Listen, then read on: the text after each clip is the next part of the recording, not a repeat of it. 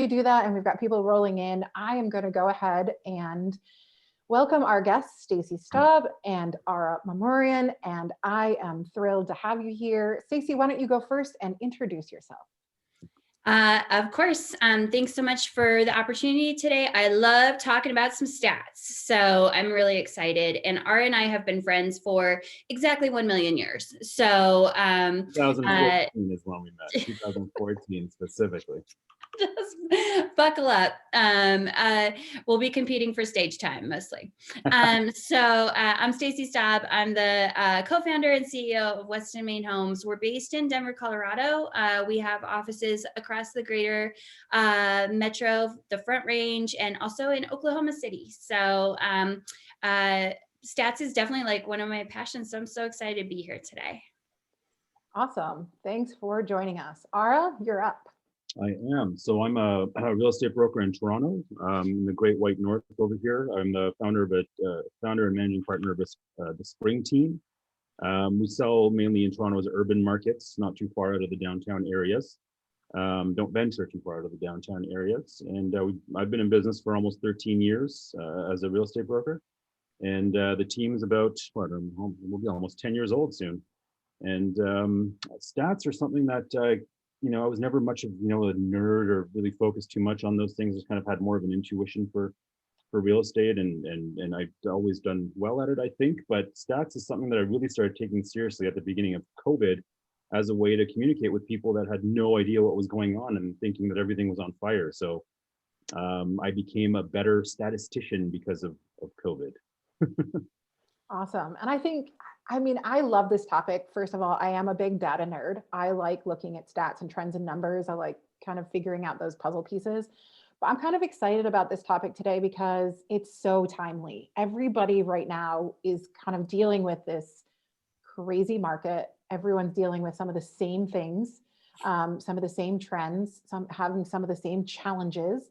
And everybody's paying a little bit more attention right now, not just to trends, but numbers and what do they mean and where are we year over year. And even if you're not a stats nerd, I think this session today is really going to help you guys figure out what should you be tracking, what should you be paying attention to. And most importantly, this is one of the things I think Stacy and Ara are both great at, how to communicate those numbers to your people in a way that makes sense. So that's really what we're going to dive into today. Now, Ara wants this to be super Q&A. So if you have questions about things like trends and stats and numbers and how these people are tracking those things and using them in their businesses, please jump into the chat and give us your questions. I'm going to pay attention to those and I'm going to let these guys do their thing. So first question I'm going to throw out to you both is just really briefly, what is your market like right now? Give us a just kind of like 30,000 foot view. Go for it, Stacy. Okay. I was telling Valerie earlier this morning, I think this is going to be such an interesting conversation because I feel like Denver is kind of where it's gotten to where Toronto's been for such a long time. This absolutely low inventory, tight. Our monthly stats came out yesterday. We ended January with 2,300 active listings. We need 30,000 to be balanced. So it's a problem. But I like to see also every problem as an opportunity. So I would love to talk about that today. Like, how do we, instead of being doom and gloom and like, oh, there's no houses to sell and that's what the stats are saying, how do we kind of spin that and create opportunities for our clients? Absolutely. That's a really good point. I mean, it's so easy to get down on the fact that there's no inventory, but like Toronto, like you said, we've, people call it, the springtime is a great time to sell. They call it the spring market. Well, we've had a spring market since 2009. Like it's just been that way with just a bunch of lulls here and there that are most of the time expected. But we have, same as you. I mean, the markets that I track aren't the entire Toronto area, but more so the downtown and the urban communities surrounding the downtown. So not too far away from that area. And to be balanced, we need, in terms of houses, we would need about 1,000 or so listings in that area, but we've just got a couple of hundred. You know, in terms of months of inventory, we're at historical lows. So like, for example, for condos at peak COVID, when our market actually was pretty bad for condos, we had almost 7 months of inventory. For condos right now, we just dipped under 2 months. In like a matter of 6 weeks, we went from almost 7 months of inventory down to under 2. So the condo market just turned into a seller's market almost overnight. Prices are still relatively, they're lower than they were pre-COVID, but we just started to see an upswing in prices and sales activity. And don't even get me started on houses. I mean, houses, we have 0.57 months of inventory in our urban markets. So basically, in layman's terms, it would take less than, well, it would take just over 2 months to sell all the available houses that are on the market right now at the rate that they are selling. So as you can imagine, sellers are like, yay, and buyers are like, what the hell is going on? So the challenge there is, of course, like it's very, natural to be like, inventory is low, like sell, sell, sell. It's just so hard to get that message across at the moment, it needs to be received by people. It often takes a little bit of time for that message to get absorbed, which results in like all of a sudden listings improving. And then you have that lull that I was talking about. Like this kind of hot market has its like mini down markets as we go across it. So I guess I can get into this when we ask what we should be tracking. Yeah. And I think I'll end this real quick to not take up everybody's time with what has been previously tracked regularly and shared is like, here's what's happening month over month or week over or year over year. I find that none of that really matters right now to the people that are actually buying and selling, which is why I started to track the market week over week over week, almost daily for the past 48 weeks since COVID took hold.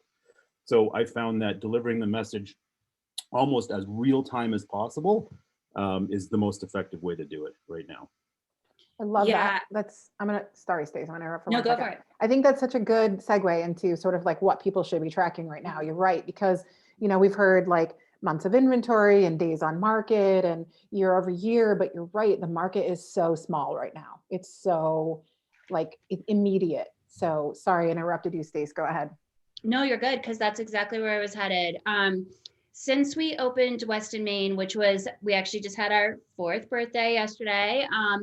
Thank you. So we started our weekly e-newsletter that week, and we've been putting it out every Friday at 10 a.m. super consistently over the last 4 years. As one of the items in that newsletter, I always include 4 things. So how many active listings there are, how many went pending, how many sold, and how many had price decreases in the last 7 days. And so I know that people who are consistently opening that newsletter every Friday, those are the numbers they're looking for. And because we've been really consistent about that, like I pull it from the same place at the same time, like literally 7 a.m. every Friday, I have it in my calendar, pull the stats, because I want it to be really accurate and tell the story of what's actually happening week over week. Who would have thought back in 2017 that would become super impactful through COVID when we were in lockdown and all of a sudden there were like 100 new active listings in the last 7 days. When we were totally shut down, it was like, whoo. And then we started seeing sales go up while inventory like tanked. And then, so there's been a like Ara was talking about all this flux. But like, I think taking away some fear with statistics is really helpful, especially for certain types of people who just really need to think in that like static engineering way. And then on the other side of the newsletter, we're like, how to get your house ready to sell, how to make your living room more comfortable for Zoom, like trying to deliver a mix of content. But that consistency with the stats, man, that's super important. So let's break it down, like things like immediate numbers, last 7 days, what's happening right now? What are some of the specific things that people should be tracking right now? I asked the audience, a couple of people are saying appointments. I love that. I want to talk about appointments like showings. Stacey, I know you guys track that. Ara, I'd love to know how you're doing that. Days on market, still a big one. Lots of people saying that. Indication of price reductions, another thing that people are saying that they're, but what other things are you tracking? I mean, I'm not really tracking price reductions because there aren't any, Right. unfortunately, in our market. We're tracking the exact opposite, is like how much over asking or how much over the last comparable did this particular property sell for. And honestly, not everybody appreciates receiving information this way. So, but it's very important for every agent to think this way, whether your client appreciates receiving it that way or not, because it's going to help us make, you know, successful offers, you know. And it's also really important to not get people all caught up in a frenzy and a panic, because, you know, I'm guilty of this sometimes, and I check myself whenever I can, is words really matter. And we're professionals in an industry that have to maintain some level of level-headedness and calm while we're out there. So although it's very frustrating, like when you're talking to your business partners or other agents, go nuts, like, oh, it's effing crazy out there and I can't find anything. But that can't translate to your outward facing message when you're speaking about these things, because like I said, words matter and they do affect how people feel, and, you know, and they do affect how they make offers, and they do affect their, you know, buying and selling decisions. So it's really important to come at them and say, yes, although we are in an intense market, there is still opportunity for you to be successful and, you know, go down the path of achieving what you're committed to. By focusing on these numbers, by focusing on all these numbers, especially in real time, it allows you to remove a lot of the emotion um, out of the mix. And also, like, it helps us get really, these kind of markets are really helping us get super creative. I mean, I can't tell you the number of times we've sold a property off market because we've been able to find one for a client because we're so focused on specific neighborhoods. And that's another thing I'll say is, you know, it's really great that our respective real estate boards, I'm sure, do the same as the Toronto Real Estate Board does by providing us with this sort of raw data in broad communities. But it's very important that you not just take that information your board provides and just arbitrarily just share it without any real analysis or commentary, because that doesn't help anybody and it's purely lazy, and you might as well just do nothing, because nobody's going to understand what that is. Like, you have to break it down to the community that you're speaking to and the areas that you work in. So I can't use the numbers that are given to me by the board. I have to go in and manually pull all my numbers because I've drawn a specific map of an area that we service. So when you read a news article that says, you know, Canadian real estate expected to go down like 20%, like, what the hell is even Canadian real estate? Like, what does that even mean? You know, what does that mean to the person that's trading in the market that you work in? So you'll find a lot of great content opportunities by saying, okay, cool, here's this piece that you see a million realtors just sharing online for no real reason. Here's what this means to you on 123 Main Street in this particular community. Like, it's really important to break that down for people, because, you know, always think in your head, it's like, what does this mean to you? Answer that question, and, you know, as if you're the client. So critical, because people are seeing the headlines, right? They're seeing that one sort of like fantastical stat. Like, I think the one that went around last year that, you know, I've seen a ton is like 46% of people who bought a house last year in the US made an offer sight unseen. Like, they didn't even see the house. And like, but that's not practical in every single neighborhood to just be trotting out that number. It gives people an unrealistic expectation of what buying is going to be right now. Yeah. And so you're right, like, take those big stats, break them down, and do the responsible thing for your small neighborhood. I think that's totally important. It's your duty to do that. Like, you Yeah. have to. Yeah. Stace, tell me about showings. Do you guys track showings? Do you use showing time for that? We do. So we used to have two major showing services in our market, and one acquired the other. So Showing Time acquired essentially showing. So now it's really easy for us to track that stuff. So we know exactly how many showings are happening, broken down by property, neighborhood, greater area. And it is something we keep a really close eye on. With COVID regulations, I still feel like they don't really tell the whole story, unfortunately, because there's only so many showing slots that are in it, super competitive to get one. So it's fine for us to say like it had 50 showings. It could have probably had 250 showings if time and space allowed. So it is something that we definitely track. And we have a great market report that comes out here every month that breaks down by price band how many showings on average it's taking to get an offer or to go under contract. And so that's a really important one for us to show to sellers who are kind of wondering what this experience is going to be. It's going to be a lot. It's going to be very hectic when you put your house on the market on a Thursday and you're accepting offers until Sunday night. We always just say try to get out of town because it's a lot right now. Yeah, you can't. It's really hard to be in your home right now while it's on the market. Like, and honestly, and speaking to the showings, we have one major, top quality showing system that most of the leading brokerages here use. And they're actually really good with releasing the showing numbers for us because we don't have access to every office. We don't know what's going on other people's listings, but they do that for us, which is great.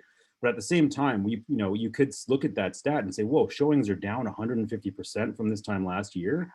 But then you also have to understand that like one showing equals 10 in some cases now, because I don't know about you guys, and I think everybody should be doing this, is going all in on all the digital assets on every listing you do, from 3D Matterports or whatever other service that's similar, high res photos, floor plans. Like you can't put out a listing without all those. Mm-hmm. I mean, hopefully you can. I mean, listen, we have an average price of over $1 million in my market. So, we can spend on things like that. So hopefully you can in your market as well. But, a lot of people are digging into those things way before they book a showing. And most times people aren't even looking at a place unless they're at least 75% sure they're going to make an offer on it. Mm-hmm. So, we set that up with our sellers too, because like, you're used to putting something on and like ping, ping, ping, ping, ping, ping, ping, like showings just show up. And sellers now are like, hey, how come we're not getting a ton of showings? What's going on? I'm like, well, every showing slot is booked. So we're getting what we need. And anyway, so it's important to keep an eye on it, but with a grain of salt, because one showing is worth 10 now in some cases. Yeah. So what are some things that people should not be tracking? Like where should they not be spending maybe a ton of effort or energy tracking or obsessing about right now? I always get people wanting to know about distressed properties. Again, like Ara pointed out, there are none. If a property is distressed or a homeowner is looking for a buyer and doesn't want to go on the market, or they're going to get foreclosed on, they're already getting like super hunted down by wholesalers, by iBuyers, by like all of these different things. So trying to find those deals is pretty unlucrative. And also like trying to track those stats, it's always just a flat line in our stats. It's like there were 2 out of, whatever, 4,000 closings. So that's one thing I just try to encourage, especially new agents, always get sucked into that search. And it's like, just, it's not even a percent of a percentage of our market. So that's one thing. And I think also, I love what Ara said and what you commented on, Valerie, about like looking at a neighborhood and like, instead of, you have to like really drill down right now, and too bad the inventory is so low. And like, so that's driving sales down as far as number of sales, but like good concrete data is what really matters. And when sales have been forced down because of low inventory, there isn't as much data. So you really have to count on those comps that are there when you're talking about, a pricing strategy or a marketing strategy, or trying to figure out when to bring a house to market. So less important big picture, more like, hey, what's going on your street? Yeah. So audience is saying things they've stopped tracking are expired listings, which makes sense right now. Not as many of those. There's no such thing as an expired listing right now. I mean, if it's expired, there's probably a pretty big reason. There's something wrong with it. Rebecca's saying hours spent showing. We've all open houses that are lines that are super long and on property showing an open house. So spending more time showing fewer houses. So not really tracking, numbers of hours spent on showings. But I think that kind of ties into what Ara was saying. Like, I think right now, super important, all of the digital assets are available. People need and want and expect to be able to go in and 3D tour that house before they take, the time to actually see it. So absolutely, you should be hitting the market with all of those things. So before we go into the next set of questions, I just want to show a couple of examples.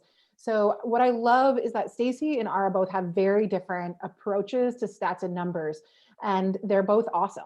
And so for those of you that are listening to this and thinking, I'm not a stats junkie, I'm, like, or maybe I'm not into, using numbers in my marketing, there are lots of different ways to start explaining market trends to your people, to your audience, to your buyers and sellers. So these are some of Stacy's examples. What I love is they do a really intense like market report every month. And then they also break it down into social media posts that make sense. Like, here's a piece of this market report, not a whole, like, you don't have to read the whole like 3 pages or whatever, but like, here's a piece and this is why it matters to you. I always call this the what, so what, now what. Stacy does that really, really well in social, but she also makes it really graphic. So what you can see there on the right-hand side is they have an image for every single month of the year that touches on things like, price point and days on market. And you can, what I love is the year end, it always comes back. And I'm not in the Denver market, but I'm always obsessed because I'm always like, oh my gosh, like look at how much that changed. And, I think that that's a really cool way to do it. So if you're into social and graphics, these are great examples. You should definitely follow West and Main. Ara does a totally different thing, which is not wrong, is also equally awesome. Like one of the things Ara's been doing lately is getting on TikTok videos and, sharing like conversationally from his car. And I'll let you guys both go into sort of the mindset behind these strategies, but it doesn't have to be the same. Everybody on this call doesn't have to do the same thing. You don't have to go into graphs and charts if that's not your thing. You don't have to do video if that's your thing, but you've got to do something, right? So one of my favorite examples, and you didn't have a picture of it there, but Ara used to do, and I don't know if you still do this, Ara, the napkin stats. And so everybody with the napkins already. I got to bring these things back already. Yes, because I always still use it as an example, even when I'm coaching new agents or when I'm talking about this with like, hey, like this does not have to be 10 hours of your time spent like dissecting this information and trying to create graphs and fancy charts and like all of this stuff. Like literally write down the important numbers on a napkin, take a picture of it and ask people if they have questions. And that's kind of where our strategy for our market stats came from, like from day one, again, back in 2017. So we've been keeping those very consistent as well. All credit to the creative team for keeping them beautiful. And really sticky, right? Like that kind of content really catches people's eye. But those two stats that are on there, average days on market, average price for detached. Those are the stats that we've been using since the beginning. So our agents, can really paint that picture. And I love, some of them will put together an Instagram post that has like the last 6 months or the last 10 months, painting that story of like, hey, if you're looking to get into the market, probably not a good idea to wait. Look at people who got in at the beginning of last year, they've already made $100,000.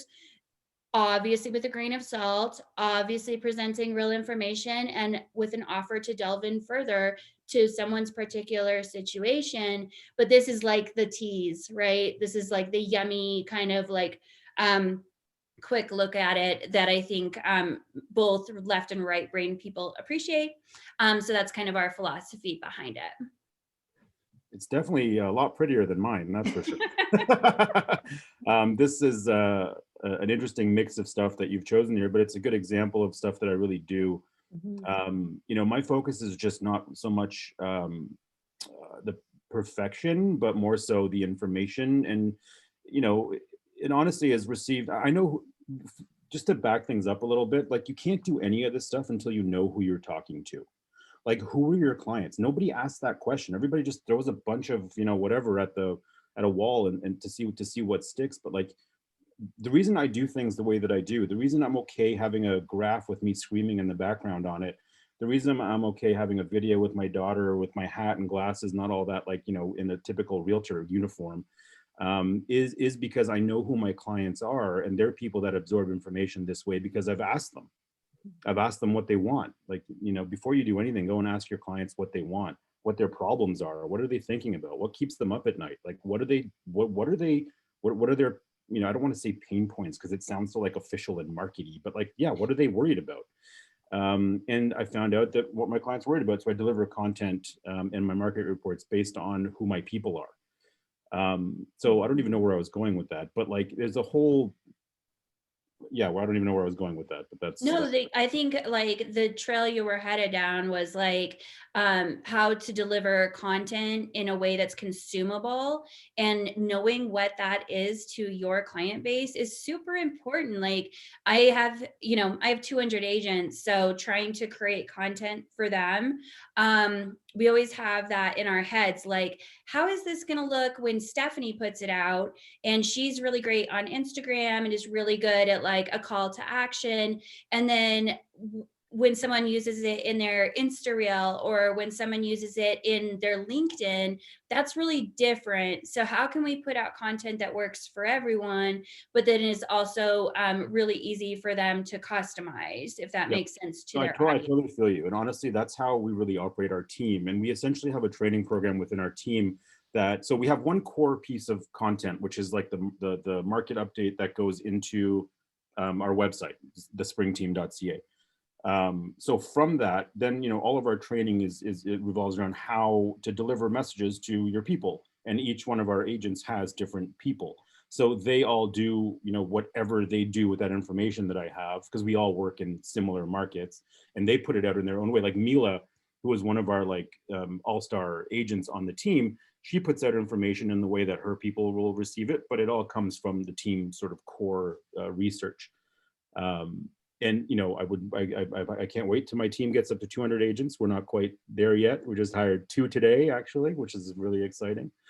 But yeah, you have to cater the info to who your people are, and it's harder to do the bigger you get. But as long as the training is there and you're showing them how to do these things, they can figure it out on their own usually. Yeah. And I think the filter's still the same. Like, I think when we're looking at something, like our filter is always like, is it beautiful? Is it valuable? And then another focus is it correct? So like always identifying the source and sending people back to that information, and making sure that it's correct is super important too, which is why we try to create all that collateral for our agents so they don't have to worry about that. But also then like the consistency of it is like key to me. Like I'm delivering that to my agents so that they can deliver that to their clients. And that I think shows and gives the consumer confidence, like this is a person I can count on. They're doing this on such a regular basis. They're on top of it. They're going to be on top of my deal too. Yep. It's so awesome that you said, is it beautiful? And is it, what was the second one? Is it valuable? Valuable. So for me and for the team we have 3. Is it impactful? Is it specific? And is it entertaining? Yes. And the entertaining part is that one piece that allows it to be very different for everybody that delivers it. Okay, I'm writing this down. Beautiful, valuable. I'm going to add beautiful because we need to work specific, on that. impactful, specific, impactful, and entertaining. Yes. Entertaining or engaging. Usually I find, those are interchangeable. Sure. Yeah, I think those are great way. I mean, good goalposts for people that are looking at this and thinking like, I know that we have a lot of team leaders on this call. We typically do. And I think that perspective from both of you of we control a lot of the information and then we train them to use it in ways that work in their specific neighborhoods and markets. I think that's so critical. And then just having those goalposts of correct, obviously so important. And then maybe I should add correct too. correct. Well, I think it's important too. Like we always try to curate content on our blog that we have validated and that then we've also added to like make sure that it's relevant for our agents and their clients. But you can't, like, I hate to see agents just grabbing like a BuzzFeed article and posting it like it's important information. Like, or like even a CNBC piece that they, come across in their Apple News, like, hey, have you actually read that? And like, do you know what it's saying? And like, have you like thought about like how your clients or your potential clients or your friends are going to read that and like how it's really going to like possibly impact their mental health? Like, if it's just like a clickbait, right? So we try to like bring that over onto our blog, vet it, make sure that it's, again, beautiful and valuable and correct, and then ask the agents to share from there, so that we can make sure that it's like on point. Yeah. I mean, that goes without saying, but like, it's crazy how many people just post stuff they've never read. You know, Yes. they just see a headline and think, oh, that's probably relevant. And then they post it. And yet, halfway through, it's some fluff piece about how you should sell your house yourself. It's not Mhm. impactful, it's not specific, and it's not going to be valuable to anybody. Right. So that's such good advice, and it's so simple, but just like read it and validate it and then repackage it in a way Don't that's even just validate it, like read it and offer a piece of yeah, you, like give some of yourself with that stuff. Like that's what people are like. How many real estate agents are in Denver? I mean, there's over 60,000 in the market that I work in, like 60,000, like anybody can help somebody transact, but they want to transact and work with somebody who has their back and is competent. And Mhm. this stuff has the ability to get people to see that in you. It's really powerful. yeah. Yeah. So one of the questions that came in I thought was really interesting from the audience was, how do you predict trends? Like a crystal ball question. We all wish we had one, but like, how do you predict what's coming and what is potentially going to be the future in your market? Do you try and do that, and how? Yeah, absolutely. You mind if I go for it? Go Yeah, for go it. for it. I mean, listen, you're not saying that this is 100% going to happen, although I have said that a few times and I've been right. But, you can be wrong sometimes too. But listen, it's very easy to know where something is headed. Number one, if you're not a generalist, like there are a lot of agents that are, I work, for example, our area is called the GTA, the Greater Toronto Area. That is like millions of people. And you can't be a specialist to a millions of people, but you can be everything to a small group of people, a community demographic, or a specific demographic. Anyway, so number one, you have to specialize in a specific space to understand what has happened and how the market has reacted to certain economic triggers in the past, and then to give you a window into what might happen in the future. But also being involved in the community helps you understand sentiment. Like, how are people feeling about the market? Are people coming to you and talking to you about buying? Are they worried about things? Like the sentiment, that's an intangible that really, really matters, that no PhD in stats is ever going to put into any report that they provide. And that's the one missing piece of all these, doom and gloom type reporters out there, is they don't understand sentiment. So if you understand where the head of a typical buyer or seller is, and you know what's happened in the past, and you understand week by week what's happening in the marketplace, it's actually not really a crystal ball situation. Like, I can tell you there's going to be a lull in the urban markets in Toronto with houses specifically, probably in the next 6 weeks sometime, based on what's happened in the past with this kind of market. That's not a crystal ball. So you have to be into, like, real estate is not a part-time thing. You're either all in or you're just not in my world, because you can't operate that way. So if you're all in a specific area and understand and have been tracking what's been happening at a micro level, and you understand what's in the head of the people transacting, you will be able to understand what will happen in the relatively near future. Yeah, and it's a question I get all the time. I think I've been interviewing and hiring tons of brand new agents, right? Because of COVID and just because of where we're at. And one of the questions, they must have like a list that they give them in real estate school, like questions to ask when you're interviewing a brokerage. They do. So yeah, so often I'll get the question like, where do you see the market headed? And how are you preparing the brokerage for it? And so my answer to that is always, for one thing, vast experience. I've been through a down market. I've been through the highest of the high and the lowest of the lows, as have much of our staff and our roster. So we kind of see things coming before, or just feel it almost, before they happen. And it's also staying informed. So I'm up every morning. First thing I do is read all of my industry news, all of my local news, all of my association news, all of those articles that have come out in the last 24 hours, to make sure that I'm on top of it. And so that I can then use that information to say like, hey, here's how I'm preparing my brokerage. Unfortunately, we're bringing in, classes about forbearance and short sales and foreclosures. We're having our agents register for HUD, because we don't know what's coming next, but The signs are showing. It's likely to happen because a lot of people are in forbearance and there's all of these things starting to occur. And then the last thing is I have my ear to the ground and I've listened to our 200 agents who are going to do 1,000 transactions this year. And I hear their stories and I know what's happening at the closing table and through the lending process. And I know the red flags and like can kind of then prepare the other agents for those things. So no, I can't predict what rate of appreciation we're going to have over the next 12 months. But I have certainly read what the experts are predicting. So, But that's a really interesting thing about, yeah, you can't really predict where a property price is going to be in like short-term language, like a year or 12 months. But honestly, if you zoom out into a 60-year historical chart of Toronto, yeah. We have an average of 5% annual appreciation over that time. So like, it's really important to get the mindset of your buyer or seller, mainly the buyer, out of what could happen in the short term. And, you know, like when buyers like, well, I don't want to buy at the, you know, top of the market, I might lose money. I'm like, well, I didn't know you were going to sell this place in like 6 weeks. You know, like I didn't realize that was your plan here. They're like, oh, what do you mean? I'm like, well, you're buying a home for your family, right? I mean, what does it matter what happens to the price like tomorrow? And that's the thing. A lot of people get all caught up in that stuff because that's what news typically delivers. Yeah. And like another talking point, right? Like when agents are struggling with pricing, I'm always like, the market's going to determine the price. You know, we had one that we put on this week and thought we were pushing the price.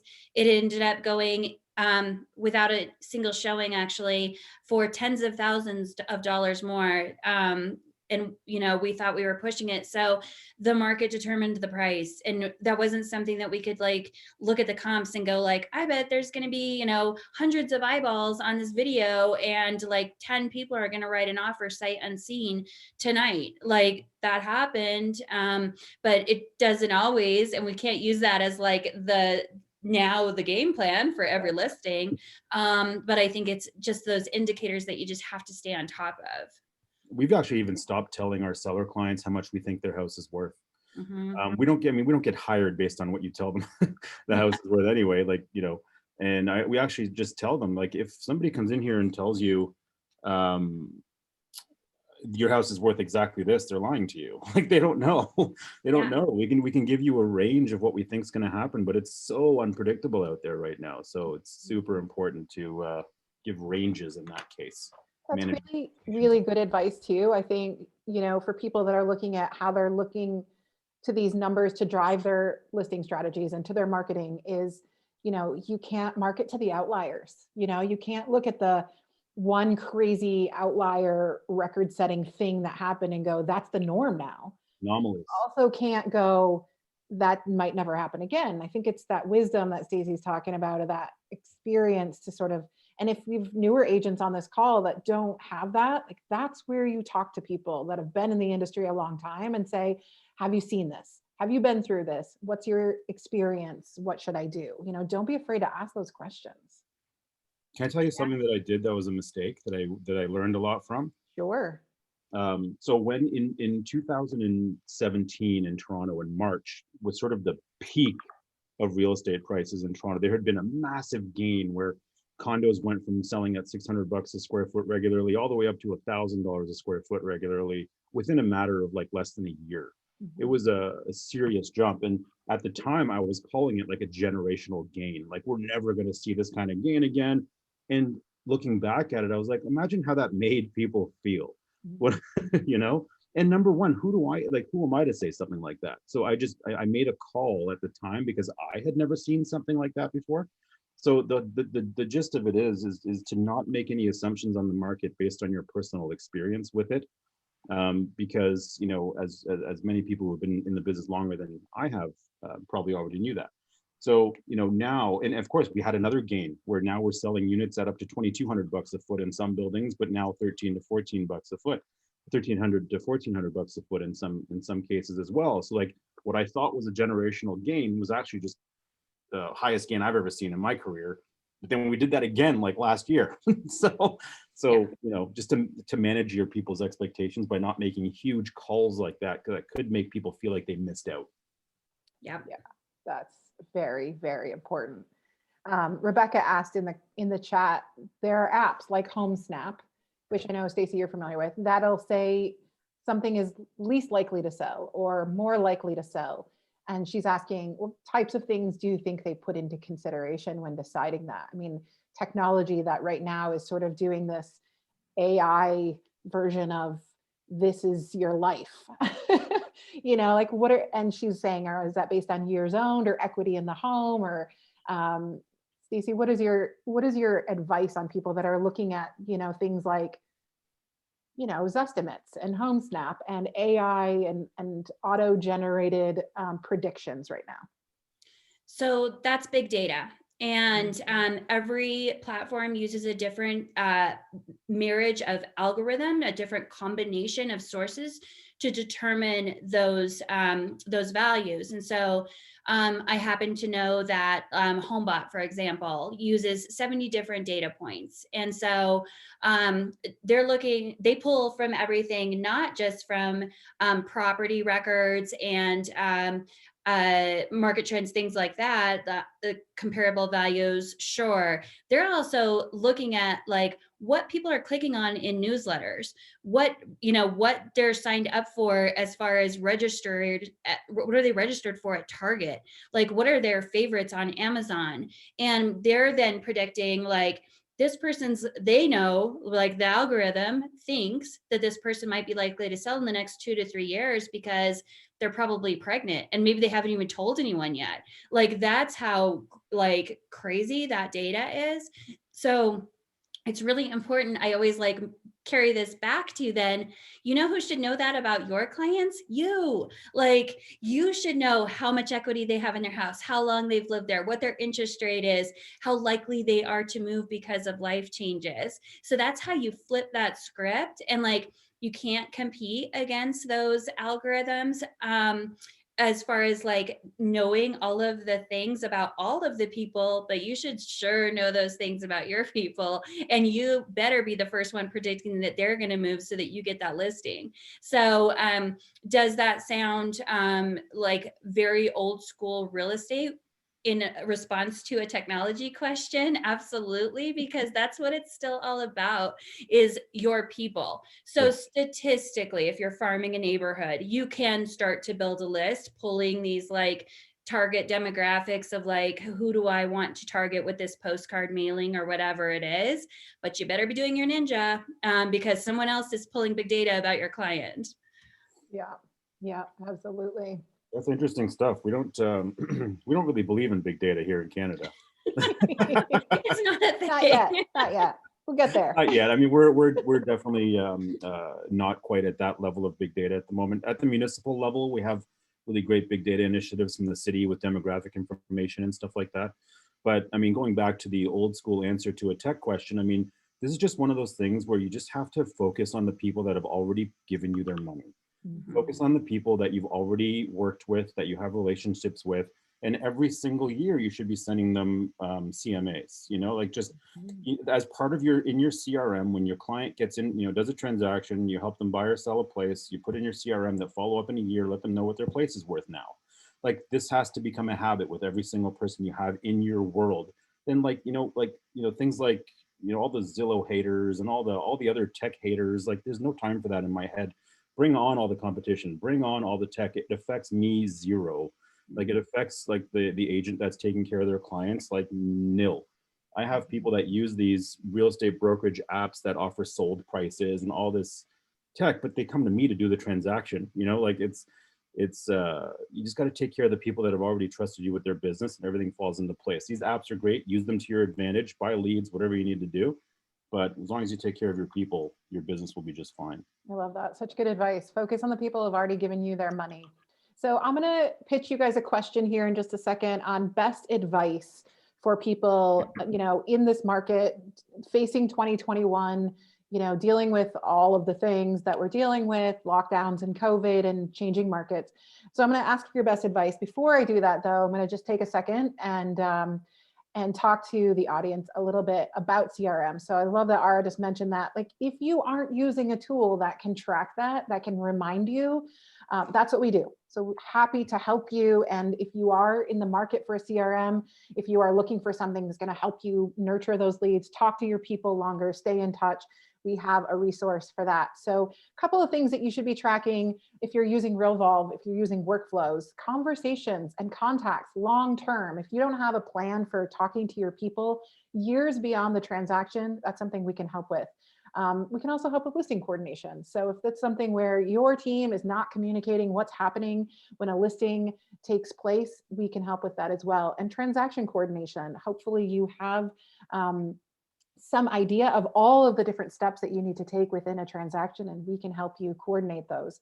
If you're operating as a team and you need more visibility and reporting features that have to do with your leads, that's what FirePoint does. So we have a great dashboard where you can immediately go in and see for your entire team, what are the leads that haven't even been responded to on your team? A lot of people are spending a lot of money these days on leads. They don't actually know what's happening to them, and it's not really your fault. You need a tool that's going to help you stay on touch of those and understand your touch points. We also have team reporting, so you can see every spend for every lead source, what you're spending to actually generate your business. Cost per lead is super important. One of those things that you should know about your business. What does it cost you to acquire business? And then the third thing that we can help you track is just team accountability. Who's opening the stuff that you're sending out? Who's paying attention to the things that you're creating? You know, Stacey showed some really great examples of some marketing pieces. If you're sending stuff out, you're sending out regular emails and market updates, and you don't know if they're being opened, or you don't know who's clicking on those 72 times, you should. That's the visibility that you should have, because those are the people, like Stacey said, like, you should know those things about your people. That's one of the things that's going to be a key indicator. So if we can help you in any way with these tools, we would love to. You can find us at realvolve.com/demo or firepoint.net/demo. Any one of our wonderful humans can walk you through our features and see if there's something that'll work for you. All right, so I'm going to ask you guys two final questions today. Not only best advice for teams and brokers in 2021, but I'm also going to ask you kind of a surprise question here. What's your prediction? Give me like your wildest, craziest prediction for this year. Who wants to go first? Oh my God. I mean, I'll take a stab at it. I haven't really thought about. Sorry, so the one question you want me to answer now is, what's my wildest, craziest prediction? Sure, you can take that one first, or best advice. Oh, best advice. Best advice for teams and brokers.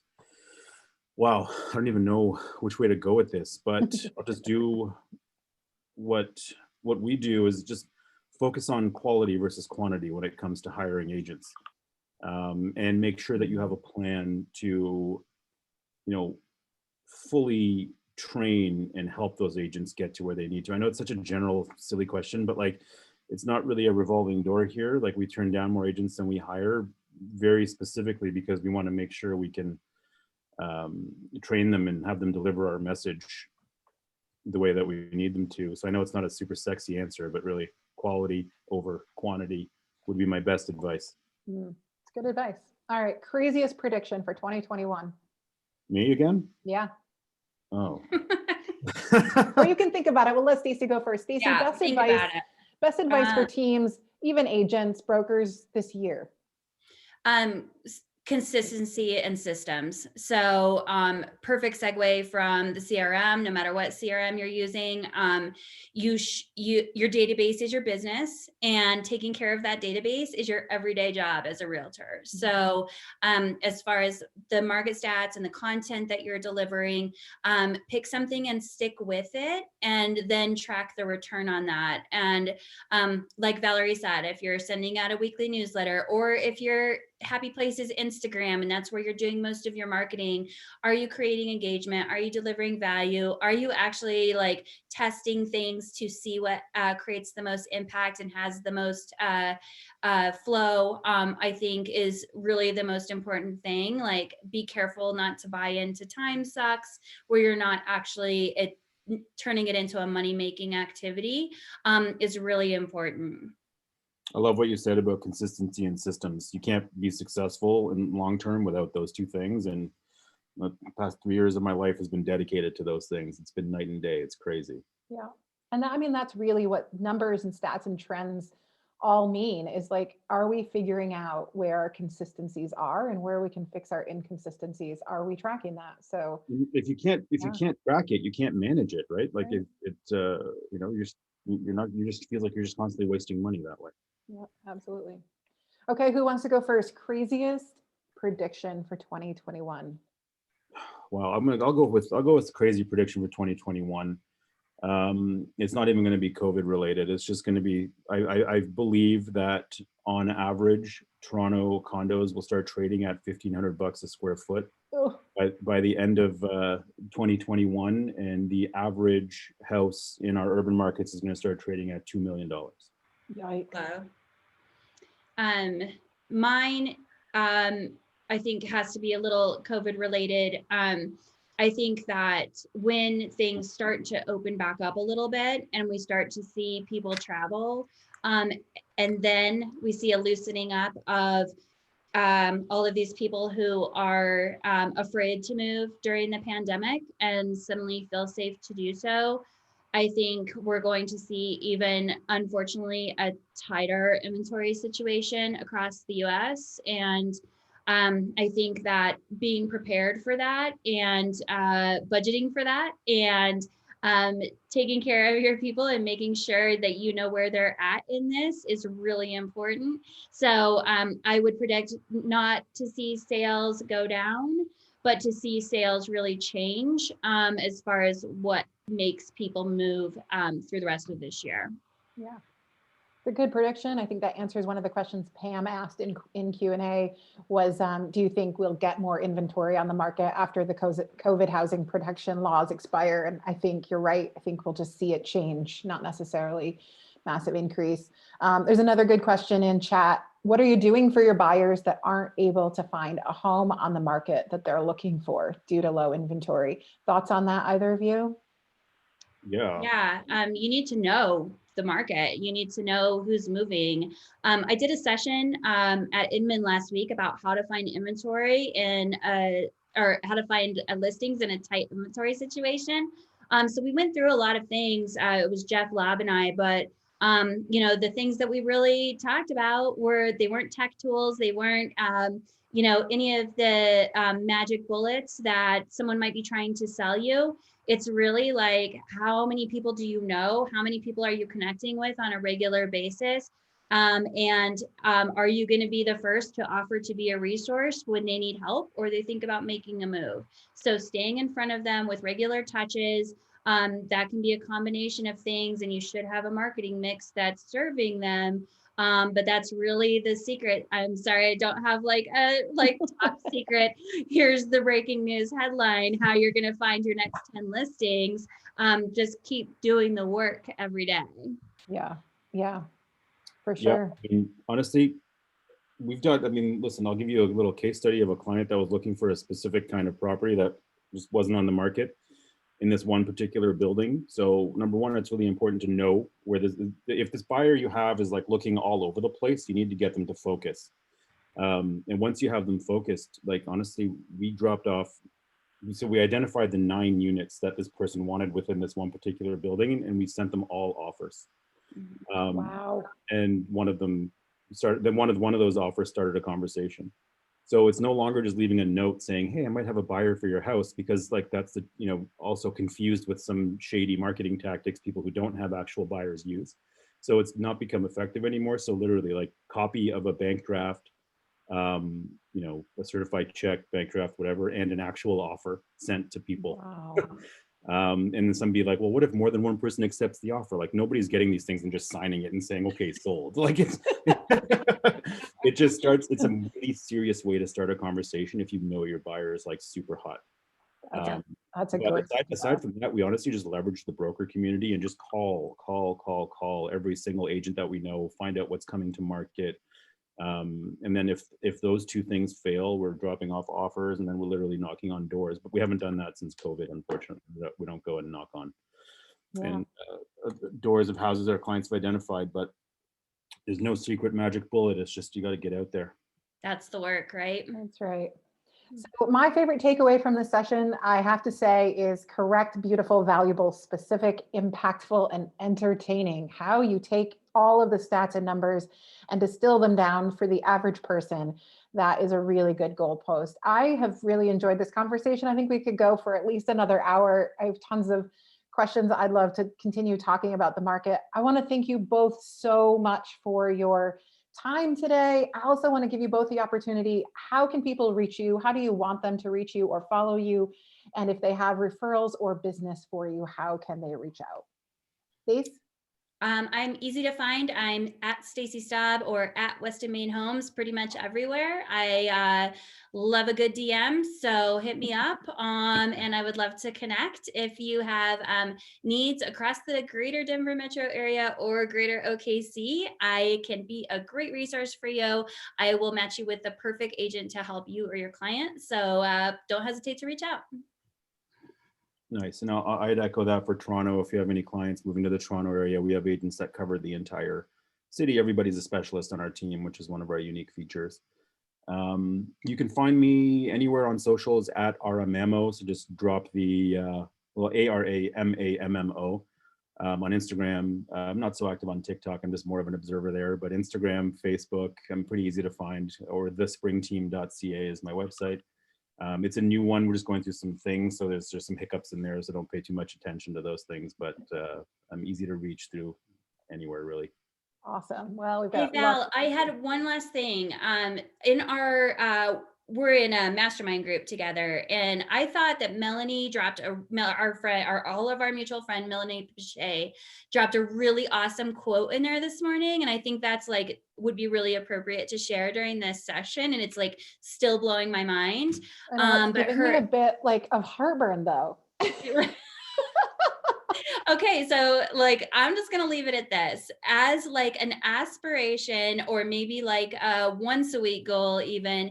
Can you create more content than you consume? Mm, Whoa. yeah. And then like make it beautiful, valuable, impactful, entertaining. Is that the So group that I haven't been allowed to be in? Is this the group that I've been like not allowed to be part of for That's so right. many years? that is not true. We'll take that up afterwards. Thank you everyone for participating. We've had some really great guests today with lots of good questions. We always appreciate it. I will see you next week for the next one. Hey, next week I'm partnering with BombBomb. So check out that one. That's going to be super fun. We're going to share ideas of things you can say to people in your database that you haven't talked to in so long. It's getting a bit awkward. So Hey, Stacy, somebody here is saying that we should do a real estate podcast. we should. Let's do it. Hilarious. We'd have to have it like with a little censored bar on it. I didn't swear one time. I know, you did great. You did You great. understand how hard that was? Thank you everyone for your participation. Thank you, Stacy and Ara. I really appreciate you. James, I'm sending a follow-up email out today with the recording of this session. Everybody who is here, you will get a recording. And also in there, you will start getting a regular email from me on Sundays called Game Changers, and next week's webinar will be in there. Otherwise, you can just hit me up and I'll make sure you get a copy. Thanks, everybody. Thank you. Have a wonderful day. Thanks, Bye. guys.